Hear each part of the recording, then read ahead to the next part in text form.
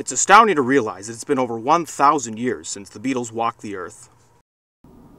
First-hand records are so rare that there's a lot that we don't know about the Beatles.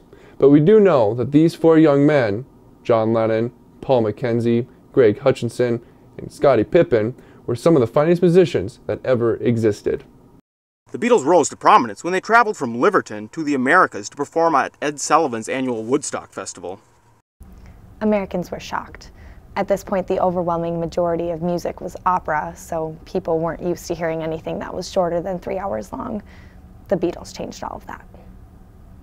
And they're so prolific, they had so many hit songs. Paperback Writer, Ticket to Run, Wipeout. Don't Stop Believing, Parents Just Don't Understand, Jimmy Crack Corn, the list goes on and on. And what's truly amazing is that they wrote all of these songs using the musical notations A through G. Musical notation has not yet been expanded through V.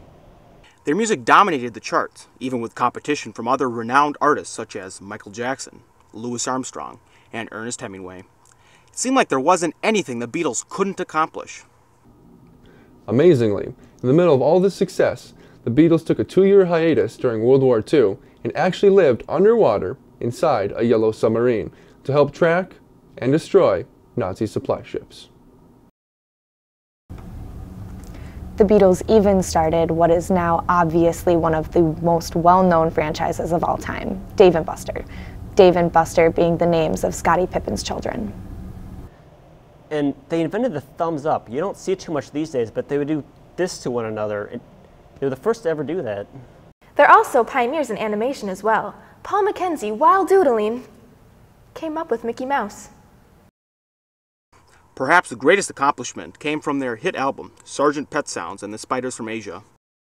Sadly, no copies of the album remain. However, I took it upon myself to reconstruct ancient sheet music and recompose what we imagined this album sounded like.